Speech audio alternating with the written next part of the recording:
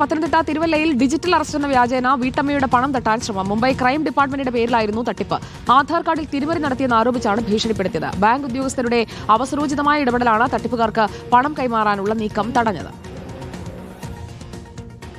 പണം കൈമാറാനായിട്ടുള്ള ട്രാൻസ്ഫർ ചെയ്യാനുള്ള ഫോം പൂരിപ്പിച്ചു വന്നപ്പോൾ മക്കളുടെ വ്യക്തികളുടെ പേര് പകരം അവിടെ ഒരു പ്രൈവറ്റ് ലിമിറ്റഡ് കമ്പനിയുടെ പേരാണ് കണ്ടത്. ഞാനൊന്ന് ക്രോസ് ചെക്ക് ചെയ്യാം അക്കൗണ്ട് നമ്പർ എന്ന് പറഞ്ഞു.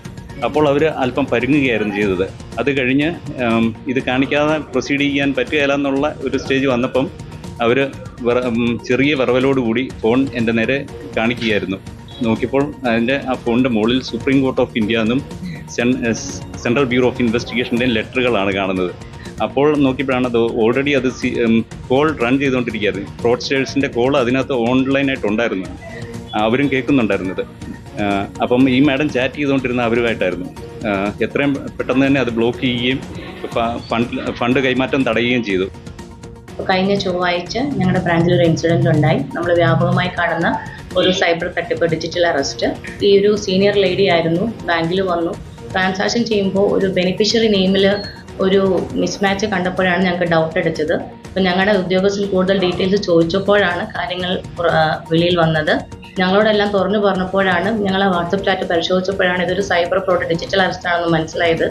അവരെ അത് പറഞ്ഞ് മനസ്സിലാക്കി അവിടെ ഫാമിലിയും വിളിച്ച് കാര്യങ്ങൾ ധരിപ്പിച്ചിട്ടുണ്ട്. പ്രവീൺ പുരുഷോത്തമൻ നമുക്കൊപ്പം. പ്രവീൺ പുരുഷോത്തമൻ, വീട്ടമ്മയുടെ പണം തട്ടാനുള്ള ശ്രമം എങ്ങനെയാണ് ബാങ്ക് അധികൃതർ പരാജയപ്പെടുത്തിയത്?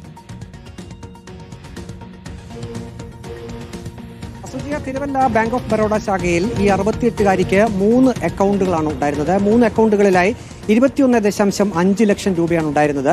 ഇവരെ ഈ തട്ടിപ്പുകാർ വീഡിയോ കോൾ വഴി ബന്ധപ്പെടുകയും അവർ മുംബൈയിൽ നിന്നാണ് വിളിക്കുന്നതെന്ന് അവർ പറയുകയും ചെയ്തു. ഈ വൃദ്ധയുടെ വ്യാജ ആധാർ കാർഡ് ഉപയോഗിച്ചുകൊണ്ട് മറ്റൊരാൾ തട്ടിപ്പ് നടത്തിയെന്നും അതിന് ഉത്തരവാദിത്വം പറയേണ്ടി വരുമെന്നും കേസ് രജിസ്റ്റർ ചെയ്യുമെന്നും ഈ വൃദ്ധയെ തട്ടിപ്പുകാർ വീഡിയോ കോളിലൂടെ ഭീഷണിപ്പെടുത്തി. അതിനുശേഷം 24 മണിക്കൂറിലധികം സമയം ഇവരെ ഡിജിറ്റൽ അറസ്റ്റ് എന്ന വ്യാജേന ആ ഫോണിൽ തന്നെ ബന്ധപ്പെട്ടുകൊണ്ട് ഇരിക്കുകയും ചെയ്തു. അതിനുശേഷം ഈ ഫോൺ ചൂടാകുന്നു എന്ന് ഈ വൃദ്ധ പറഞ്ഞപ്പോഴാണ് അല്പസമയത്തേക്കെങ്കിലും ഈ കോൾ കട്ടാക്കിയതെന്നാണ് വൃദ്ധ പറയുന്നത്.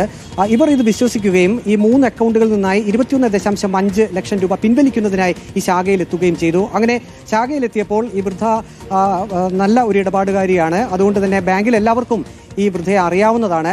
അങ്ങനെ കാര്യങ്ങൾ ചോദിച്ചപ്പോഴാണ് മക്കൾക്ക് ഫ്ലാറ്റ് വാങ്ങി നൽകുന്നതിനായി പണം ട്രാൻസ്ഫർ ചെയ്യണം, അതുകൊണ്ടാണ് ഈ 3 അക്കൗണ്ടിൽ നിന്നും പണം പിൻവലിച്ച് മക്കൾക്ക് അയച്ചു കൊടുക്കാൻ തീരുമാനിച്ചതെന്ന് പറഞ്ഞു. ആദ്യഘട്ടത്തിൽ ഈ ബാങ്ക് ജീവനക്കാർ അത് വിശ്വസിച്ചു.